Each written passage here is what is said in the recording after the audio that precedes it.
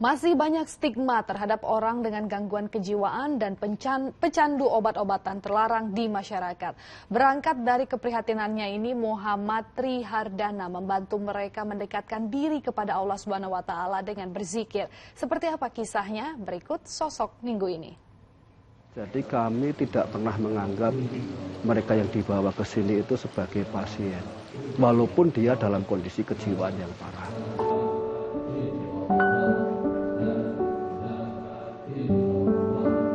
Lantunan zikir tak henti-hentinya berkumandang dari sebuah masjid di pondok pesantren di kawasan Berbah, Sleman, Yogyakarta.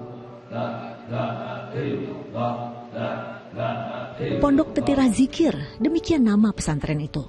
Tetirah yang bermakna tinggal sementara waktu untuk pemulihan. Sementara zikir yang berarti mengagungkan nama Allah menjadi terapi pemulihan untuk para santri di tempat ini. Pesantren ini khusus bagi orang-orang dengan gangguan kejiwaan dan korban penyalahgunaan obat-obatan terlarang. 23 tahun sudah Muhammad Trihardana mendirikan dan mengelola pondok pesantren ini. Bagi masyarakat luas, menganggap mereka ini adalah ODGJ. Mereka adalah korban nafsa dan stigma yang melekat kan namanya ODGJ. Orang dengan gangguan jiwa itu hampir bisa saya katakan tidak pernah diterima di lingkungan keluarga maupun masyarakat. Karena stigma ODGJ itu cenderung dia di dunia lain, meresahkan, merepotkan, dan tidak bisa menyesuaikan kehidupan di masyarakat normal. Begitu juga korban nafsa itu di lingkungan keluarga sudah pasti membuat keluarga resah, masyarakat juga menjadi tidak nyaman. Adanya satu korban nafsa ini pasti bikin ulah di lingkungan masyarakatnya. Tetirah zikir ini lebih tepat adalah pondok pesantren, di mana di situ diajarkan zikir, di mana di situ kita diajarkan dekat kepada Allah, dan bagaimana dengan berzikir, kemudian istiqomah ibadah melahirkan adab yang baik. Kegiatan berzikir dilakukan usai sholat 5 waktu dan sholat sunnah lainnya dengan durasi waktu sampai dengan 1 jam. Kalau kita bicara pondok pesantren, di situ ada kiai, ada ajaran, ada semacam pendidikan pengajaran di mana membawa santri, membawa jamaah itu untuk lebih dekat kepada Allah, untuk bisa beramaliyah dengan baik, untuk bisa punya adab.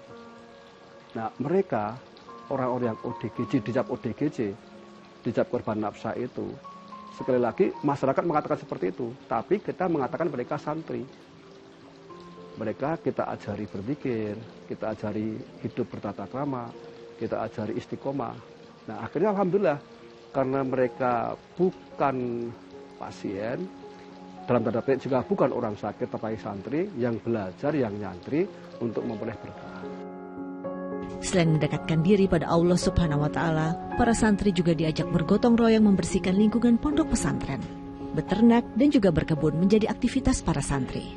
Nah, dengan sembuh itu perlu ada skill selain religiusnya, tapi kita berikan bekal dengan keterampilan. Dengan keterampilan kita latih di sini, harapannya nanti setelah kembali kepada masyarakat, santri-santri ini punya bekal keterampilan bisa dikembangkan di masyarakat.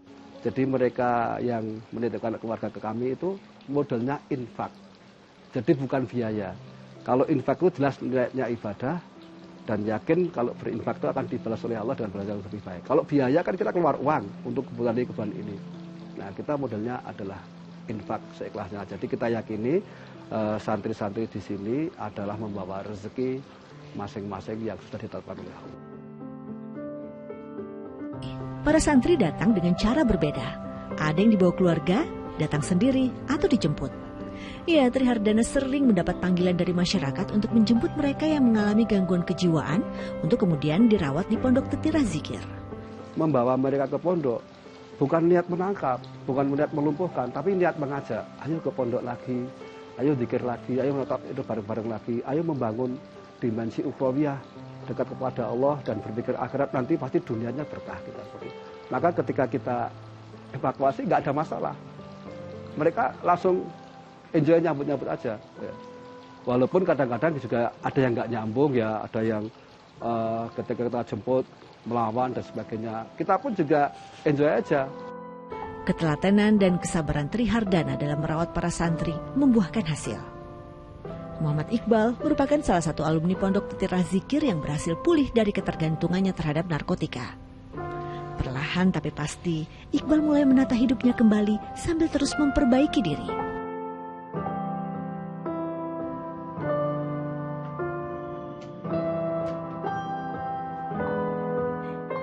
Iqbal juga sering mengunjungi pondok untuk sekadar berbincang dan beribadah bersama santri-santri yang lain. Kalau saya memang tertangkap saat itu di narkoba, sebisa mungkin saya harus bunuh diri. Karena saya tidak punya harapan lagi. Jadi niat saya itu, prinsip saya ketangkap itu saya harus bunuh diri. Nah, setelah saya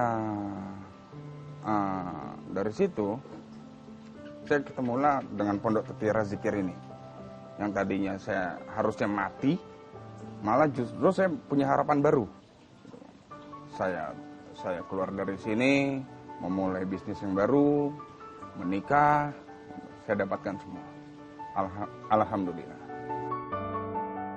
Tri Hardana berharap lewat pengabdiannya ini, masyarakat mau menerima dan memandang para ODGJ serta korban penyalahgunaan obat-obatan terlarang ini sebagai manusia seutuhnya yang masih punya kesempatan untuk sembuh dan memperbaiki diri.